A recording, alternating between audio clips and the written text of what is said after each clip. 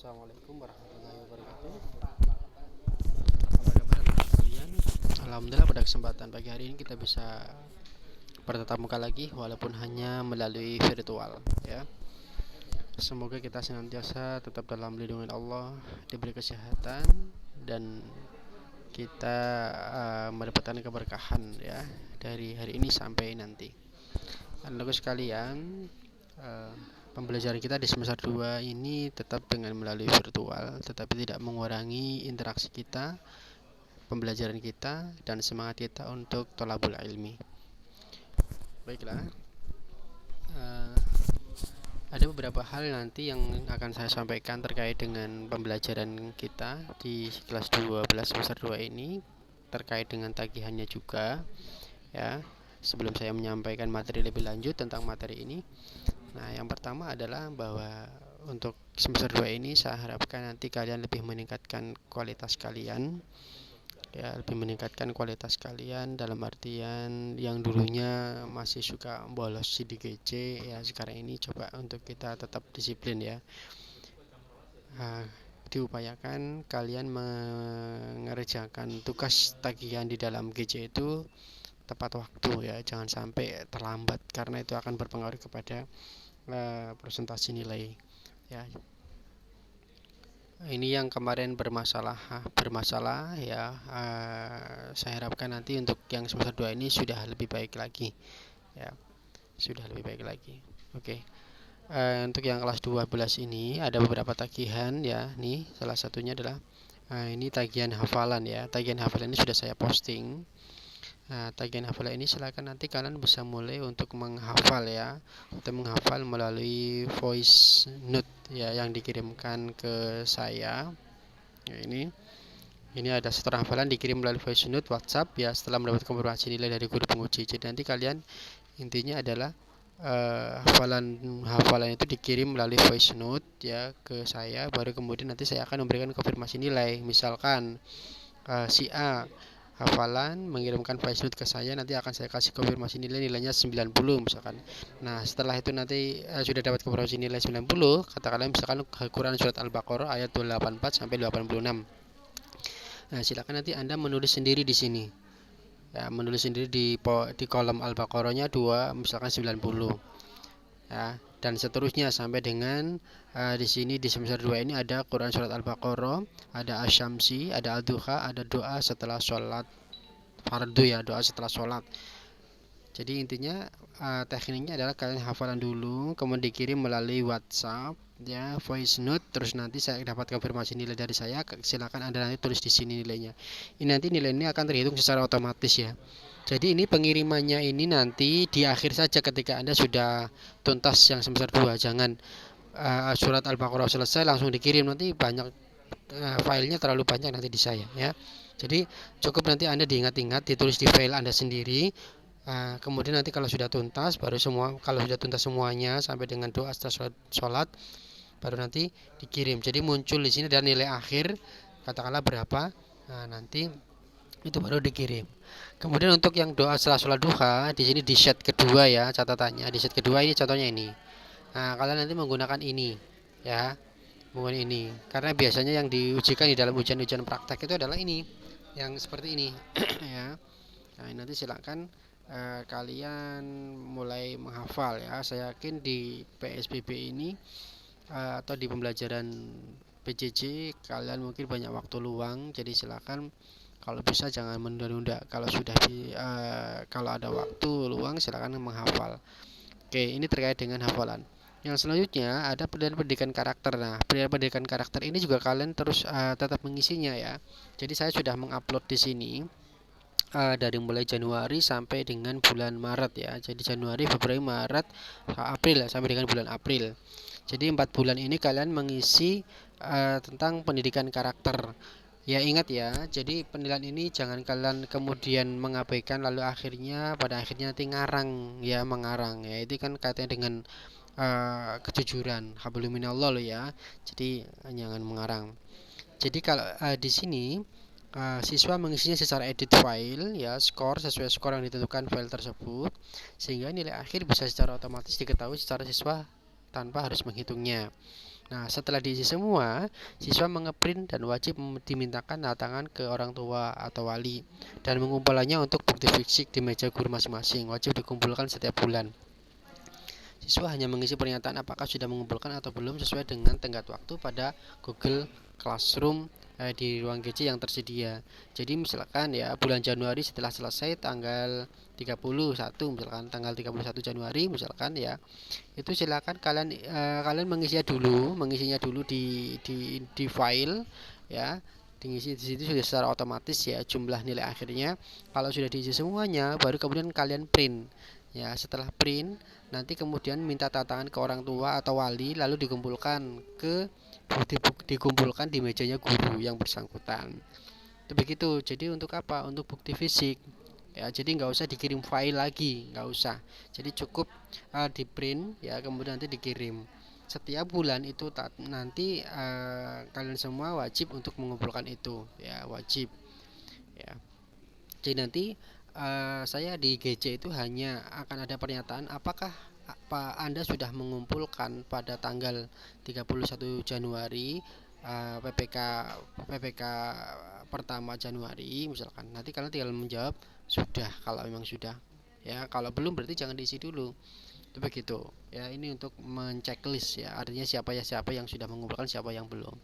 Jadi begitu ya. Saya harapkan untuk kegiatan spiritual, pendidikan karakter spiritual ini nantinya akan menjadi suatu kegiatan keagamaan yang bisa diukur ya, melalui melalui sebuah penilaian itu. Oleh karena itu diupayakan untuk kalian bisa mengisinya secara rutin ya. Jangan kalian mengisinya menyimpulkan sebulan sekali, pada akhirnya ngisinya itu tidak sesuai atau mengarang begitu. Itu nggak diperkenankan seperti itu ya, karena ditakutkan nanti itu kalian pasti kurang jujur dalam hal itu ya, asal-asalan saja. Oke, baik. Ini terkait dengan pelaksanaan pembelajaran ya. Salah satunya adalah itu dalam hal untuk menunjang penilaian penilaian pengetahuan maupun juga keterampilan dan juga sikap. Nah, loh Pak, kenapa ini masuk dalam penilaian keterampilan maupun pengetahuan? Iya, karena nilai ini juga nanti akan menjadi poin tambahan ya di dalam nilai pengetahuan ya. Coba kalau misalkan kamu nilai pengetahuannya bagus tapi ternyata PPK-nya nilainya hanya 30 misalkan, mohon maaf ya, nanti saya tidak akan mengkator lebih jauh lagi, artinya nilainya ya kurang. Tapi kalau semua nilai harian kamu katakanlah 75, tapi PPK-nya tertib dan nilainya bagus misalkan 90, 85 misalkan, ya maka akan saya kasih tambahan nilai berdasarkan ini kan gitu. Jadi nilai hafalan maupun nilai keterampilan itu saling berkaitan satu sama lain untuk saling mengkatrol ya. Jadi begitu. Ini terkait dengan PPK ya, PPK. Kemudian selanjutnya adalah ini mengenai materi ya, materi di semester 2 ini ya, yang kemarin sudah saya posting di PDF adalah materi tentang terbiasa saling menasihati dan juga berbuat baik. Anak-anakku sekalian tentunya sudah membaca ya materi tersebut ya, maka nanti kita akan coba mengulas ya tentang materi di dalam semester 2, yaitu terbiasa saling menasihati dan berbuat.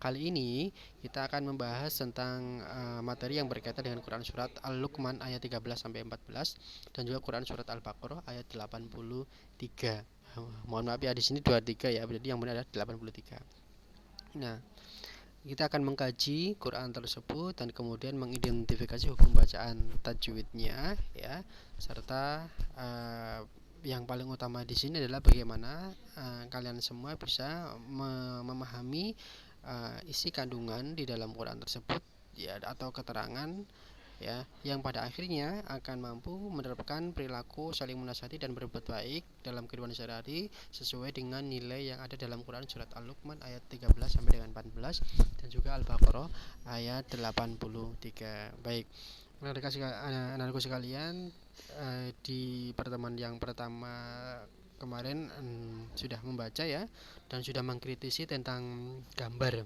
tentang Ini sebuah cerita ini, egois dan kepala batu yang tak ada untungnya. Tentu setelah kita um, apa namanya membaca dan menganalisa ini bahwa sikap egois dan kepala batu yang tak ada untungnya itu memang sudah sangat secara kontekstual itu sudah terjadi di lapangan, bahkan mungkin diri kita juga mengalami hal tersebut ya, secara tidak secara mungkin secara tidak apa tidak secara dalam suatu perilaku kita mungkin juga pernah melakukan ya suatu hal di mana kita pernah menjadi orang yang egois atau mungkin keras kepala ya. Maka kita setelah mempelajari ini bisa mengambil hikmah ya, bagaimana seseorang yang keras kepala dan juga orang-orang yang mempunyai watak ingin menang sendiri atau egois.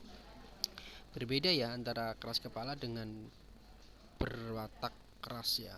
Kalau orang yang berwatak keras itu kan cenderung tegas ya, disiplin, kemudian bagaimanapun caranya supaya mendapatkan kesuksesan, itu namanya berwatak keras kan. Tapi kalau keras kepala itu kan biasanya dia tuh cenderung kepada sifat yang ingin mempertahankan diri dan tanpa melihat bagaimana keadaan diri, lingkungan dan juga orang lain. Itu namanya keras kepala. Intinya bisa jadi keras kepala itu bisa bisa menyebabkan suatu hal yang tidak diinginkan. Salah satunya adalah menghalalkan berbagai macam cara, itu adalah keras kepala. Nah, egois ini kan artinya menang sendiri, menang sendiri. Artinya bahwa dirinya adalah yang paling baik di antara mereka dengan menyombongkan dirinya, bahkan merasa bahwa pendapat orang lain itu salah, itu enggak. Nah, ini yang tidak diperkenankan di dalam pembelajaran kita. Oleh karena itu, ini adalah merupakan egois dan juga keras kepala itu berlawanan dengan konteks di dalam pembelajaran kita tentang menasihati dan saling berbuat baik. Anak-anakku sekalian yang bahwa ini ya Quran surat Al-Luqman ayat 13 sampai dengan Quran dan juga Quran surat Al-Baqarah ayat 83. Nah, berkaitan dengan materi menasihati dalam hal kebaikan, bahwa umat Islam itu adalah satu sama lain itu adalah mempunyai suatu kewajiban, tugas adalah menasihati satu sama lain. Artinya saling menolong, wa ta'awanu 'alal birri wa taqwa wa la ta'awanu 'alal ismi wal udwan. Jadi kita harus saling tolong menolong dalam hal untuk berkaitan dengan takwa, dan janganlah kita tolong menolong dalam hal keburukan. Dalam hal ini adalah bahwa kepedulian kita terhadap orang lain salah satunya adalah saling menasihati. Ketika ada orang melakukan suatu kesalahan, ketika ada teman yang melakukan suatu kesalahan, ketika ada sahabat, saudara, keluarga yang melakukan kesalahan, maka kita di sini adalah sebagai bentuk kepedulian terhadap mereka adalah saling menasihati itu. Tetapi berbeda ketika kita itu cuek terhadap apa yang dilakukan oleh orang lain. Itu kita mungkin punya prinsip ya nafsi, artinya biarlah apa yang dikatakan oleh mereka itu adalah apa yang dilakukan oleh mereka itu adalah sesuatu hal yang menurut mereka baik, ya udah urusan mereka. Nah, ini yang kadang-kala ini tidak boleh dibiarkan. Maka sebagai bentuk kepedulian kita terhadap orang lain itu adalah ketika mereka berbuat salah, maka kita pun juga harus menegur dengan cara kita. Artinya menegur dengan cara kita itu bukan berarti dengan kekerasan, enggak. Kalau dalam dalam anjuran yang dianjurkan oleh Rasulullah, bahwa ketika kita menghadapi seseorang itu ya, yang pertama adalah dengan menegurnya secara baik-baik ya, secara lisan. Kemudian kalau misalkan secara lisan tidak bisa ditegur, mungkin kita bisa dengan tangan. Kalau memang tangan nggak bisa, mungkin dengan doa ya. Jadi doa itu adalah selama-lamanya kita di dalam memberikan peneguran terhadap orang yang menurut kita berbuat salah. Semoga mereka mendapatkan petunjuk ataupun hidayah. Seperti itu.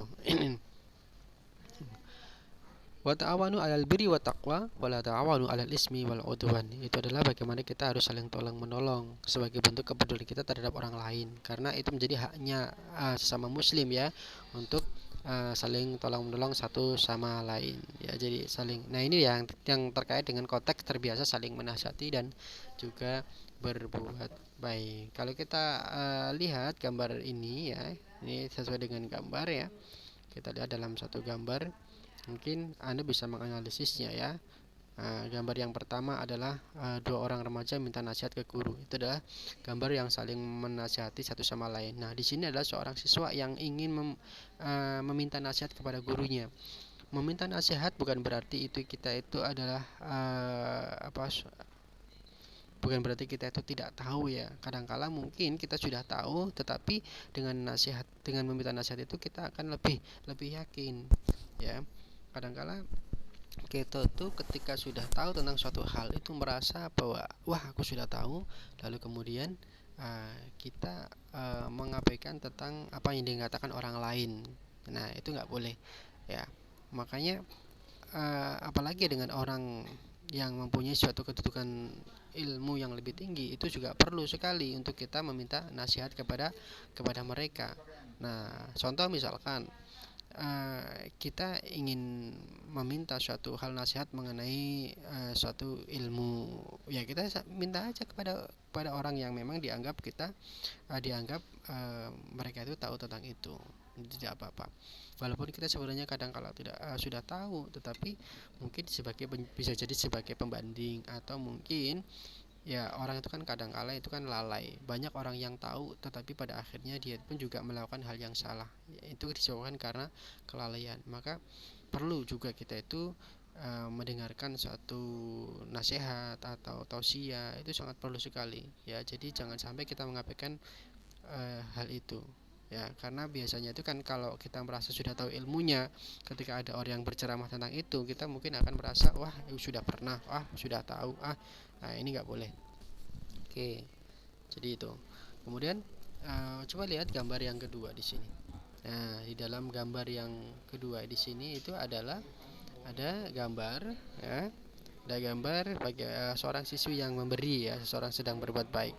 Orang berbuat baik itu memang sangat banyak sekali ya caranya, apalagi di musim pandemik seperti ini. Bagaimana upaya kita untuk berbuat baik kepada sesama ya, kepada orang-orang yang terdampak COVID ini. Mungkin kita bisa menyisihkan uang saku, atau bisa menyisihkan uang lebih atau tabungan kita yang kita pergunakan untuk kemaslahatan bersama sebagai bentuk sosial kita dan kepedulian kita. Nah, itu juga bisa. Kemudian di gambar yang ketiga ini adalah ada seseorang yang menjenguk orang yang sakit. Nah, hak antara muslim satu dengan muslim yang lainnya itu adalah salah satunya adalah ketika ada seseorang atau teman, kerabat, keluarga kita yang sedang sakit, maka kita pun harus menjenguknya. Nah, tentu dengan adab-adab tertentu, yaitu adalah ketika kita menjenguk tidak boleh kemudian kita itu menceritakan penyakit atau bahaya dan sebagainya, atau kemudian yang membuat mereka itu semakin down. Ya, kita memberikan motivasi, kemudian kita mendoakannya, menghiburnya. Ini baik. Anda sekalian, berkaitan dengan Quran surat Al-Luqman ayat 13 sampai dengan 14 ya, tentu Anda sudah membacanya di rumah. Saya ingin mencoba mengkajinya di sini, mengidentifikasi hukum bacaan tajwidnya ya. Silakan disimak baik-baik ya. Bismillahirrahmanirrahim. وإذ قال لقمان لابنه وهو يعظه يا بني لا تشرك بالله إن الشرك لظلم عظيم ووصينا الإنسان بوالديه حملته أمه وهنا على وهن ووصاله في عامين أن اشكر لي ولوالديك إلي المصير. وإذ قال dalam merupakan mad tabi'i. Luqma adalah qalqala syukra, ma itu adalah mad tabi'i ya, atau ma asli. Ma libenihi ba sukun di sini adalah namanya qalqalah. Karena letaknya di tengah adalah qalqalah syukra. Nihi ini adalah mad silah qasyira. Wa huwa ya'idhuhu, hunya di sini adalah merupakan silah qasyira juga. Ya mad asli. Bunayya la mad tabi. Tusyrik billahi, billah di sini adalah ada tarkik ya, dibaca tipis ya, karena dalam jalalah bertemu dengan harokat kasrah sebelumnya. Lalu kemudian ada inna syirka. Inna itu adalah inna, ini ada hunnah, tajibul hunnah, mendengung. Inna syirka la zulmun azim, mun. La zulmun azim itu ada idhar haqi, azimun dibaca azim itu ada mad arid lisukun. Selanjutnya adalah wawasainal ingsa, sainal itu adalah ada al-qamar ya. Ingsa ingsa ada ikhfa hakiki. Nah, biwalidayhi biwa matabi bilidayhi itu mat lain. Hamalat ummuhu ada mim bertasydid itu berarti hunna hu itu silah qasyirah. Wahnan ala wahnan di sini adalah ada tanwin bertemu dengan ain itu namanya idhar halaqi ala mad asli wahniu tanwin bertemu dengan huruf wawu ya. Di sini berarti namanya idgham bi ghunna ya. Jadi ada tanwin bertemu dengan ya nun mim wawu itu huruf wa luhu ini mad silah qasyirah fi mad tabi maini itu mad lain anishkurli kurli itu adalah mad tabi waliwa mad tabi lidaik itu adalah mad lain ilayyal masyiru bahasa masyir itu adalah mad arid sukun. Nah, kemudian yang selanjutnya adalah Quran surat Al-Baqarah ayat 83. Bismillahirrahmanirrahim. Wa id akhadna mitsaqa bani Israila la ta'buduna illa Allah bil walidaini ihsana wa dhil qurba wal yatama wal masakin wa qulu lin nasi husna wa aqimus sholata wa atuz zakah ثم توليتم إلا قليلا منكم وأنتم معرضون. Nah ini Wa'id akhadna matabi bani Isra bani ini ada matabi bertemu dengan ham alif ya di luar kata yang berbeda mad jaiz munfasil. Israila ada lagi ya matabi bertemu dengan alif di dalam satu kalimat ini mad wajib mutasil. La matabi la ta'buduna illallah di sini itulah ada tafkhim. Wabil ada al-qamriyah wa at-tabi walidaini mad lain ihsanau itu ada nau itu berarti idgham bi ghunna wazil al-qamariyah kurba mad asli wal al-qamariyah yata itu mad asli mad asli wal miskin wal itu adalah al-qamariyah masa mad asli kini mad tabi waqu mad tabi lu mad tabi linnasi itu asyamsiyah husnau ada idgham bi ghunna baqi mad tabi musalla as-samsiyah kemudian shola itu adalah mad asli wa mad asli tuzzaka as-samsiyah thumma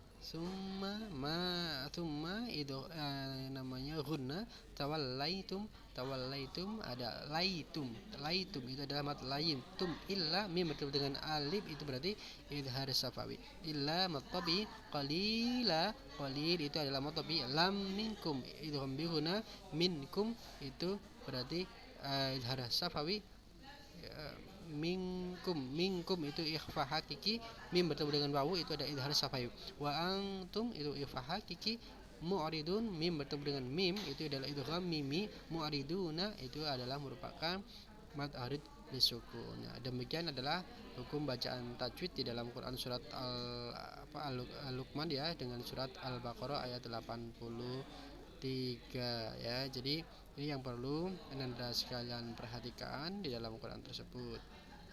Ya, oke.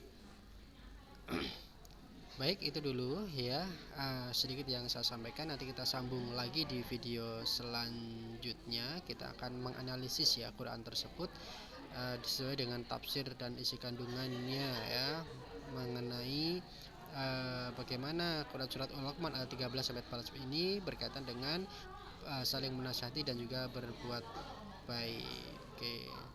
Baik, itu ya saja yang bisa saya sampaikan pada hari ini. Terima kasih. Assalamualaikum warahmatullahi wabarakatuh.